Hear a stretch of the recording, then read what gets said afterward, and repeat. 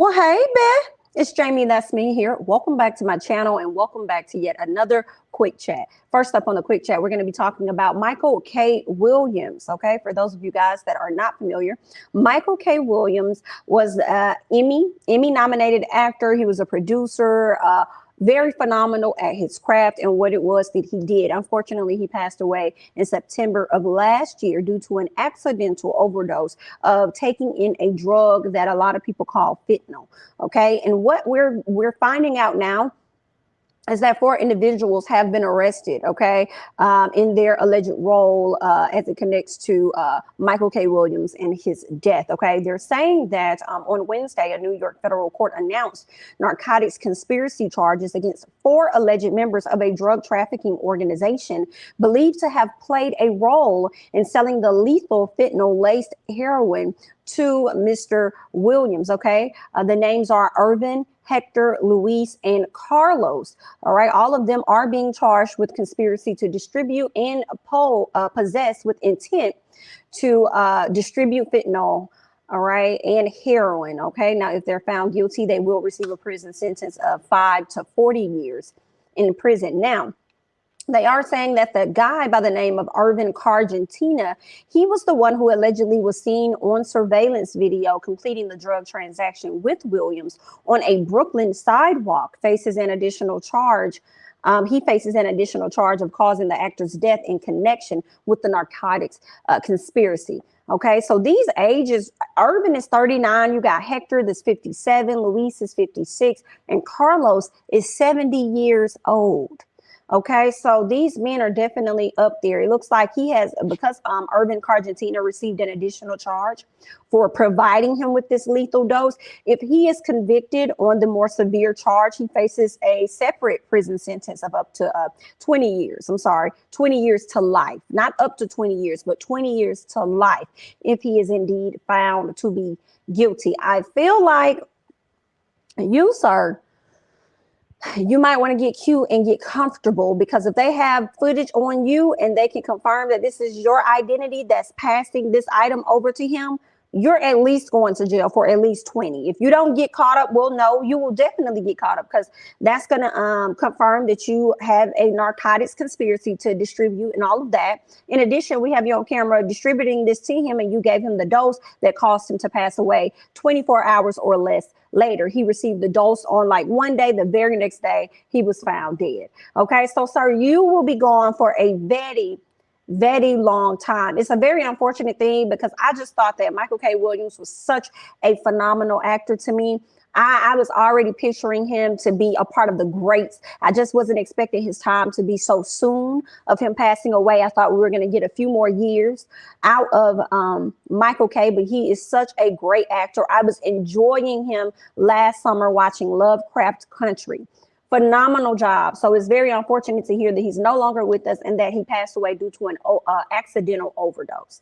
Just terrible. But I think it's great for the family that they were able to receive some type of justice, I guess you could say, in this situation, considering the fact that he was given this this lethal dose, and hopefully we can get these people off the street, because there's no telling who else they've been out here distributing to that's been causing a lot of people to pass away, because last year there were a ton of people that died because of this drug.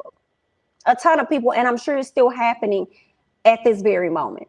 Highly unfortunate situation. But I just wanted to come to you guys and give you an update to let you know that charges have been brought and people have been arrested in the connection of the death of Michael K.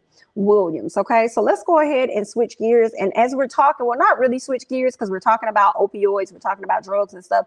I want to talk about this particular case that's been happening that I'm actually just not being privy to. And girl, this is a lot of money. It makes me wonder if I could have a little bit of, Native American in me too. I'm trying to see if I have a tribe, but let's go ahead and get into it. So this article here on ABC News is saying that Native American tribes agreed to a $590 million settlement. Now, at first I was hearing 665 million, but then now I'm hearing 590 million. Okay. And this is a settlement with Johnson & Johnson drug distributors. Okay. Over an opioid epidemic. So let's go ahead and get into this article, because this is really interesting. I just feel like they always get their reparations in one way or another, right? When it comes to the native tribes, girl, we still over here trying to get 40 acres and a piece of a mule. But let's go ahead and get into this. And I don't feel bad for Johnson & Johnson at all. I am here for the Native Americans doing what it is that they have to do to keep their foots on the necks of the people they need to keep it on so that their tribes can receive compensation for this stuff. You hear what I say? But let's go ahead and keep going. So Johnson & Johnson and the nation's 3 largest drug distributors agreed Tuesday to settle opioids related claims by Native American tribes for nearly $600 million. Okay, the settlement announced in a filing with the U.S. District Court for the Northern District of Ohio. Okay, so right now they're waiting. It's tentative at this time. They're waiting for the rest of the tribes to go ahead and sign on. But it is expected that all of the tribes is going to sign on, and I'm sure that they are. Girl, we over here talking about almost $600 million. Let's get to sign quick, girl. Do I need to ride a bike to you? Do I need to drive to you? Fly to you? What I need to do for you to sign this paperwork, girl? Come on, get over here and sign it. All right. So what they're saying is the Native American population has suffered some of the worst consequences of the opioid epidemic of any population in the United States. Is that right? This is new. I never knew that. This is very much so news to me because I always thought that our community were the ones that were heavily and more so impacted by the opioids. So this is like, I did not know this. So let's keep reading because this is good to know. All right, so they're saying that indeed American Indians have suffered the highest per capita rate of opioid overdoses, and the Tribal Leadership Committee said in a statement filed with the court. Okay, they're saying that American Indians and Alaska Natives have the highest drug overdose death rates in 2015, and the largest percentage increase in the number of deaths over time from 1999 to 2015 compared to other racial and ethnic groups. Did not know that. Okay, did not know that. Cause I did. This is just, girl, listen, honey. I'm not mad at it. Y'all band together and get y'all coins, honey. Let's keep going. So Johnson & Johnson agreed to pay $150 million over the next 2 years while not admitting liability or wrongdoing. The company defended its promotion of the medications. Okay. Now the company's actions relating to the marketing and promotion of important prescription opioid medications were appropriate and responsible, according to Johnson & Johnson. Wow. So they're naming off a few items here. They're saying that the company actually no longer sells prescription opioid medications in the United States as part of their ongoing efforts to focus on transformational innovation and serving unmet patient needs. Okay, so you're not selling it in America, but you took these same items that people are complaining about, and are you saying that you're selling them outside of America? Because one thing about y'all pharmaceuticals, girl, y'all gonna get y'all coin by any means. But let's go ahead and keep going. Now, the drug distributors that are caught up in this case are AmerisourceBergen Corporation, McKesson Corp, as well as Cardinal Health. And they have agreed to pay $440 million over the next 7 years. That's a lot of money. All I'm hearing is pharmaceutical. All I'm hearing is healthcare. All I'm hearing is, girl, that's a lot of money in that industry, in those industries. Okay. Now, the Tribal Leadership Committee said the money would help offset the considerable funds tribes have had to spend to cover the cost of the opioid crisis over the years. Now, the burden of paying these increased costs has diverted scarce tribal funds from other needs and has imposed severe financial burdens on the tribal plaintiffs. Okay, so they go on to just speak more about the settlement. They say the settlement puts Native American tribes on equal footing with states and cities as they try to abate the opioid crisis. Okay, so this is, girl, I did not know this. That is a lot of money. That is a lot of money, girl. That's a lot of money. It's weird because honestly, how I'm feeling is I'm like congratulating them, like congratulating the Native Americans for keeping their foot on their necks and getting this far and finally coming down with an answer and a decision. So that they can get this, get funded and get things taken care of. Okay. So I'm happy for them. But at the same time, I feel away because I'm like, girl, if we would have went there with y'all and we band together in some capacity, were we going to be able to get the same outcome? What was it? Or is y'all feeling that y'all came over here and took these people in anyway? So let's go ahead and continue to do what we need to do and make sure they get their coins and stuff, okay? And maybe they was right, okay? Maybe we was tap. Maybe we was doing a whole lot out here with selling items and causing people to get addicted and creating this whole epidemic and stuff in that community. Maybe so. Let us go ahead and settle this and give them their money and let's move on. What I don't know that I would love to know, because they're saying things happened back in 2015, and over the course of 1999 through 2015, the Native Americans were heavily impacted by this. And my question is, when did this case start? Because, excuse me, that's when I didn't capture that fully as to when everything got kicked off and how long they've been in litigation. Right. All I know is that death rates increased around 2015, and they had the highest number of deaths from 99 to 2015 compared to any other group. OK, so that's the only thing I want to know. When did you guys come to this conclusion? How long have y'all been litigating is my question. But either way, girl, y'all kept y'all foot on their necks for a very long time, and y'all are about to receive nearly $600 million. So I'm not mad at that, but I want to hear you all's thoughts and comments down below. If you have any additional insider information regarding this particular situation, go ahead and hop down in the comments and let your girl know. OK, we're going to go ahead and move on. Let's talk about this guy here. OK, this guy happens to be Jeff Zucker. OK, he was like the CEO, the head man over there at CNN. Well, looks like he's resigning, not retiring. He's resigning from this position. OK, after his relationship with a top executive became known to the public. OK, they're saying this relationship came up during the network's investigation into the former anchor Chris. What is it, Cuomo or Cuomo? I don't know. I'm not sure which one it is because I always say it wrong. Cuomo. So it came up. So his relationship with a top executive at CNN came up in conversations when people were investigating the situation dealing with Chris and I believe another colleague or somebody else that he worked with. OK, now Mr. Zucker says that he was required to disclose it when it began, but he didn't. OK, so he kept it to himself. Now let's keep going. Now Zucker resigned on Wednesday as the president of CNN, departing one of the most powerful positions in American media after acknowledging that he failed to disclose a romantic relationship with another senior executive at the network. Interesting to me. Now, I don't have all of the background and the details over there at CNN, but you made sure to get Chris up off the table for whatever appropriate, inappropriate, whatever was happening over there. You made sure to get him up off the table, right? OK, but then here it is. You didn't take care of yourself and make sure you got everything squared away and announce what you had going on. OK, let's keep going. So the sudden end of Mr. Zucker's 9-year tenure stunned his newsroom and threw CNN's future into flux at a crucial moment. The network is about to introduce a high-stakes streaming service. Really? Now, what is that going to include? And its parent company, which is Warner Media, is on the verge of being acquired by Discovery Incorporated. Let me tell y'all, Discovery is out here buying up everybody. That's one thing about the competitor, honey. The competitor ain't going to compete with you, baby. They just going to buy you. Period. OK. Now, Mr. Zucker, who's 56 years old and old enough to know, wrote in a memo on Wednesday that his relationship had come up during an internal investigation into the conduct of Chris and the CNN anchor who was fired in December. Now, Chris was fired in December over his involvement in the political affairs of his brother. That's right. That's right. Because he over here helping out his brother. OK. Now, Mr. Zucker says that I was asked about a consensual relationship with my closest colleague, someone I have worked with for more than 20 years. I acknowledge the relationship evolved in recent years. I was required to disclose it when it began, but I didn't. I was wrong. Yes, you were. Now, he was referring to Allison Goulust.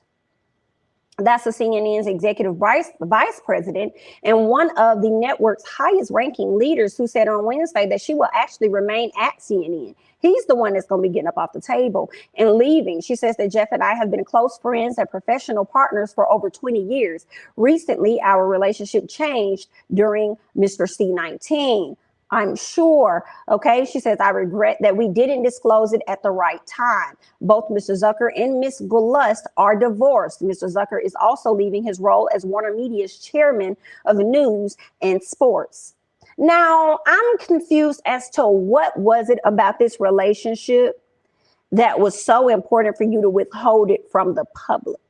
at least the people at your office in CNN Towers? Like, what was so important for you to withhold the details about that relationship, or that is just happening right now, for you to jeopardize your positions? But I guess you're one of those rich people and you probably got long money, so it's not going to matter to you. But you're giving up your Warner Media position as well as your CNN position. Some big, major, powerful positions. Girl, I don't know what's happening over there at CNN, but y'all got a whole lot going on. Hopefully you guys can get it together and get it rectified very, very soon, okay? In keeping up, they're saying, in keeping with a career at the center of the news industry, Mr. Zucker's exit on Wednesday was entwined with another dramatic storyline, and that was the downfall of the once powerful Cuomo brothers. So yeah, Cuomo brothers. Chris Cuomo was fiercely contested the terms. He has fiercely contested the terms of his departure from CNN, which has refused to pay the anchor's severance or honor the remainder of his current contract, saying he engaged in unethical conduct. Mr. Cuomo has retained the powerful Hollywood litigator Brian Friedman in discussions with Warner Media lawyers. First of all, that's messed up. Now, you can run it frolic and do whatever you want to do with the head lady in charge, but when this man is asking that you honor his severance, okay, and pay him out the remainder of his contract, all because he was assisting his brother or whatever, all right, and I think those charges against the brother ended up being dropped at some point, then you want to sit up here and fire this man, but you can carry on with whatever type of relationships that you want over there in the office? Girl, what kind of karma came back and hit you that quick? Y'all hop down in the comments and let me know your thoughts about this overall situation with Jeff Zucker. Okay, do you feel like he should have disclosed it when they started dating? Do you feel like he should have just went ahead and went on about his business? Okay, I mean, maybe it was going to cause him to lose his position anyway, which is why he was trying to hold off on letting people know. I'm not sure, but I would love to hear you all's thoughts and comments about it down below. Okay, let's go ahead and move on and talk about Travis Scott, because he's not having such a great time either. Ever since Astroworld, it's been terrible, okay? His world has been upside down. Now, according to BuzzFeed, there are nearly 400 Astroworld lawsuits against Travis Scott, and they're going to actually end up being combined into one giant case representing close to 2,800 victims. That's a lot of people. A lot of people. Now, Travis Scott and Live Nation are now facing one giant lawsuit compromising nearly 400 individually filed cases. I'm like, girl, this is a class action lawsuit, ain't it? Let's keep going. The sprawling case will represent close to 2,800 victims affected by the events of the Astroworld tragedy that took place on November 5th, 2021. Now, 10 people were killed and hundreds of others injured in a deadly crowd surge during Scott's headlining performance at NRG Park in the rapper's hometown of Houston. So unfortunate. The tragic events led to hundreds of lawsuits that have been filed against Scott as well as Live Nation, the company responsible for organizing the festival. Now, these suits will now move forward as one case, as formally granted by a Texas court panel. That's a big old case, baby. I probably wouldn't want to do another concert again. If I did, let me just get started. This is not me headlining. This has nothing to do with me. So if anything were to happen and it's a Drake concert and I'm just opening up for Drake or something, honey, this is going to be on you, Drake. This is not going to be on me. Okay, I'm just here as a small little, I'm a guest in your house. Okay, so if anything fall down in this house and somebody get hurt, it's not my fault. It's gonna be yours. Okay, this is terrible. Terrible, terrible, terrible, terrible for him. But I guess it's good for the victims, you know, because they lost their family members. I feel like, honestly, I feel like the people that lost family members, that case should be separate than the cases of these multiple people that were affected by this concert. Right. I feel like y'all need to deal with the people that lost their families first. Let them go up and deal with the lawsuits and deal with Travis and deal with Live Nation and all of that. And once you get them figured out, then you can go back and check on these other people over here. Right.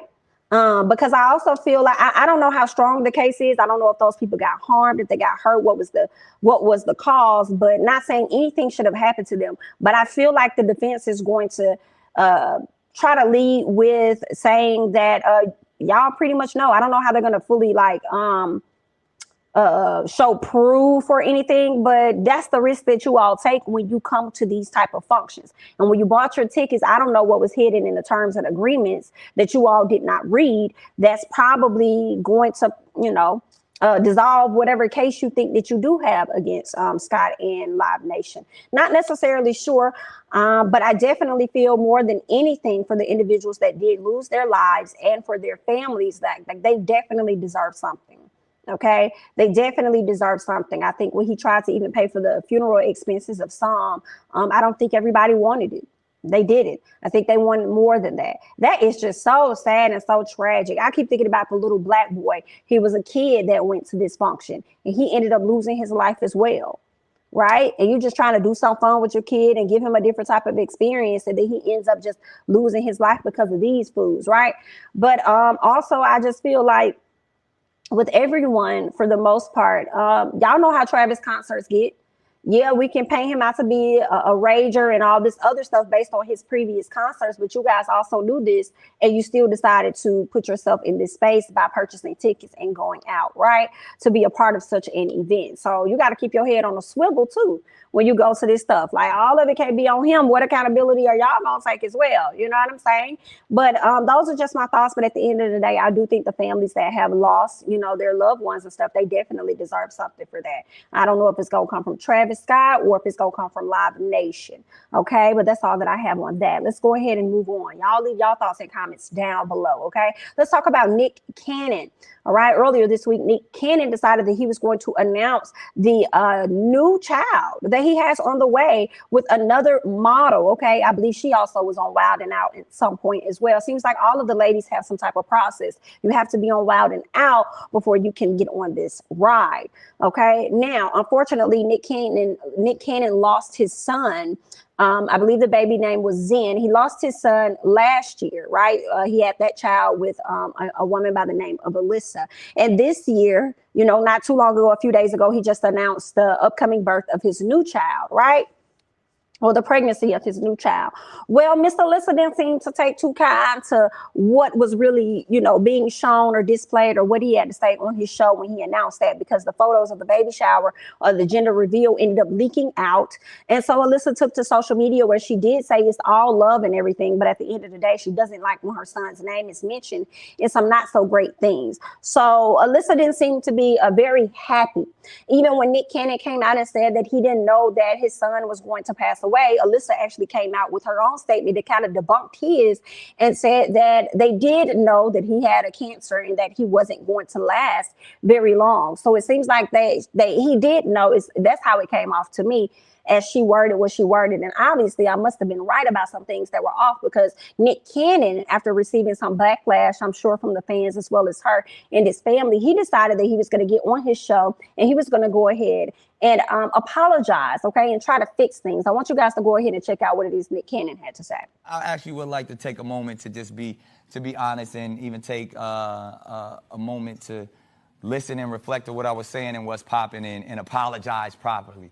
I would like to address some of the comments that I made on Monday's show. I wish to always protect and respect the privacy of the mothers of all my children. You know what I mean? I just really want to be sincere, and whether that's someone who's new or someone who's had my child, I have such a great relationship and great admiration for everyone in my life. And I believe I failed to do so on Monday because it was a lot going on. I didn't know how to explain it. I didn't know what to say, so I was probably talking too fast and probably misspoke. And I know I can do better when dealing with delicate and sensitive discussions. So I promise the mothers of my children, I promise my family that I would do better and continue to be more understanding, caring, compassionate, like they often show me each and every day through these processes. So if I did misspeak, or I'm not gonna say if I did, I misspoke and probably went too much into detail on Monday expressing my feelings. And it felt like I was probably making some comparatives or probably discussing when talking about the passing of my son Zen, and then also talking about the new child that I'm expecting. And I didn't have to do that. I didn't need to do that because those are two completely separate moments in my life and in life. And they both deserve the respect that they are. Grieving is a process, and I'm still grieving each and every single day. And myself and Alyssa and our family, we still deal with that. And I know it seems awkward because, people trying to do the timing and all, none of that matters. We lost a child, and It was a sincere and still is a sincere and real situation. And I love her. I love my son Zen, and I always will. And I'm going to love my new child. And I'm going to love every child from that point on. And I'm a responsible human being, and I take full responsibility for everything. So I must say I sincerely apologize to everyone involved for any extra pain or confusion that I may have caused. All right, you guys just heard what it is that Nick Cannon had to say. Before I give you guys my thoughts, let's go ahead and read the caption that he wrote on Instagram as he added to that video. He says, I wish to always protect and respect the privacy of the mothers of all of my children. I know I can do better when dealing with delicate and sensitive discussions. I promise you, I promise the mothers of my children, I promise my family that I will do better and continue to be more understanding, caring, compassionate, like they often show me each and every day. This is what Nick Cannon had to say. Okay. I feel like with the apology, although it could have been very well received by the individuals that may have expected to receive it, I feel like even though he was apologizing, he did kind of go back and mentioned the passing of his son, and then he brought up, the new son. He said, I always love my, the son that passed away or whatever, and I'm gonna love my new son. You know what I'm saying? So I feel like he's in a very difficult space because the conversation was brought about. It seems like when he mentioned on earlier this week, and he said the new girl, can't even think of her name at this time, but the new Tessie Bree. So the new girl Bree that he's having the child by, he says, she's been very respectful, with wanting to hold off and share the pregnancy and da-da-da-da-da. And then, the way he said it seems like he was letting Alyssa know that she's been very respectful with withholding this information, but now it's out there. So, we're about to have another child. So congratulations. I just feel like when somebody loses their child, it's never really a right time for him to, say with his delicate situation, not just someone losing a child, but him losing this child, Alyssa losing this child, him about to have another child and moving on with someone else. The child had already been conceived prior. You can look at her stomach and tell the child had already been conceived prior to the passing of his son, Zen. And this is no shade to Alyssa at all, but we already see Nick's track record. It's like he gets them pregnant like every month. Every month it's a new one popping up. So I'm sure she knew there probably was going to be another one pop up. I just feel like when somebody loses their child, it's never really a right time to even tell them, hey. So I feel like he could do this 3 months later from now, or had given birth to a whole nother woman, and versus just announcing the pregnancy. And I feel like it still would not have been a great time to Alyssa because she lost her child, and grieving does take time. Sometimes it takes people 6 months, 3 months. Sometimes it takes a year. Sometimes the grieving shows up in different ways. You see a person so happy and all of that, it doesn't mean that they're not grieving behind the smile and stuff, right? So I just feel like, I won't say that I won't accept the apology. I just feel like, and I won't say that I will. I just feel like, number one, he don't owe me one, okay? Because I'm not the one in the situation. But I think he wanted to be, sensitive to the fans and the people that were coming at him. I just feel like it's never a right time to fully announce that. Like, it wouldn't have mattered when he would have said something. So what do you want him to do? Just like he ended up saying it towards the end of this conversation, for me, confirmed that it's never how do you say that? Because he's saying that he'll always love the son that passed away or whatever, but I love my new son too. It's like, what do you want him to do? Like, this is his, that's his life. Like, y'all let me know in the comments what the expectation was supposed to be for Nick and how he was supposed to go about this. Like, should he be quiet and be delicate and not say things, or, oh no, we're welcoming another child? Because that's still this woman's process too. Like, as much as it is that this woman lost her child, and I really hate that for her, this woman is over here trying to celebrate her new one. So she may want to show the world, even though she's a very private person, we don't know her history of trying to conceive or whatever is happening or what's going on, and she finally got her first child. So it's kind of like that moment being taken away from her, because the other one is over here having to grieve, and then he's tugged in the middle because he's supposed to be sad and stuff, but then also wanting to be happy at the same time. It's kind of like, what is he supposed to do? All right, so you guys that have additional info, go ahead and hop down in the comments and share your thoughts about this situation. I don't think Nick said a whole lot that was wrong. I think he was just trying to be as sensitive as he could in the moment when the words came out of his mouth earlier this week. But obviously someone did not, and I do believe it probably was Alyssa based on how I read the messages from her. She didn't take it too well. right? So it cost him as well as the fans. And I also feel like this, it didn't matter when, if the child would have been born, like the new child, if he would have said this, like I said, in the summer about, oh, she's 4 months pregnant, or if she would have gave birth to a whole new child at that time, right?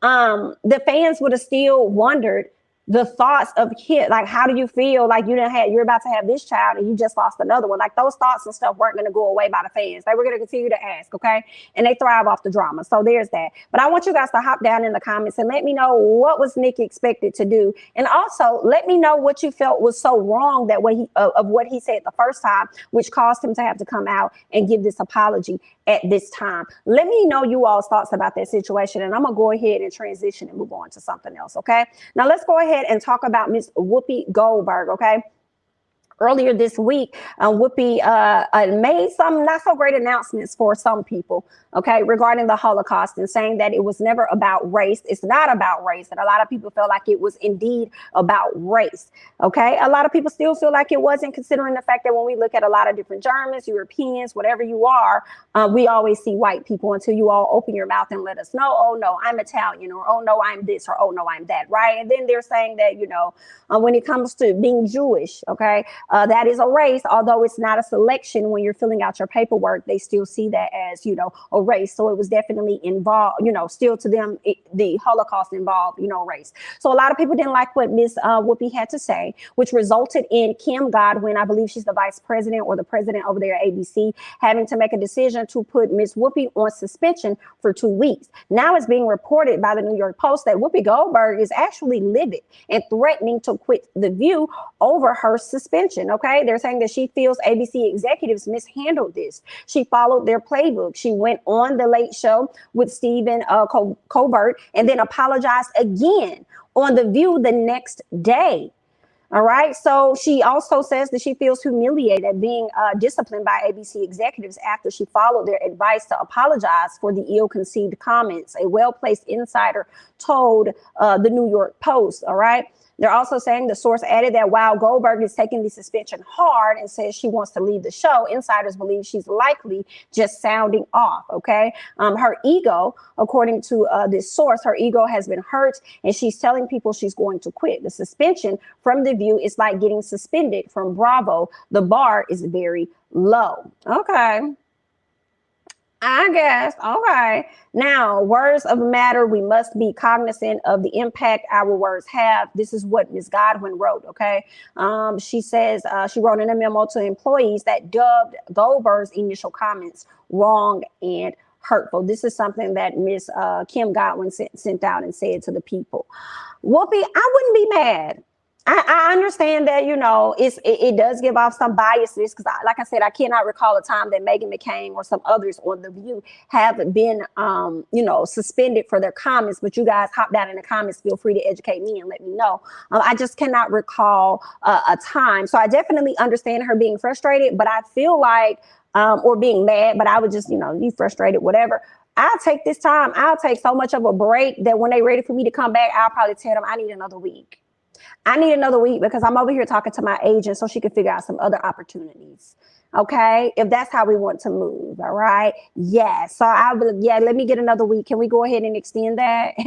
Okay. And let's extend that for another week or something. But you know, maybe that's not such a great thing to do in that type of, you know, setting, that media world, that news somewhat setting, because they may get used to not seeing you and having to fill in other people with you, that by the time you're willing to come back, they may say, hey, we're going to go ahead and move forward with somebody else. We got better ratings with them anyway. Right. So it's a tough situation. You know, I would want Whoopi to not be upset and to really just kick back, relax, fall back and let them do what they're going to do and see how the ratings or whatever may struggle without her being there.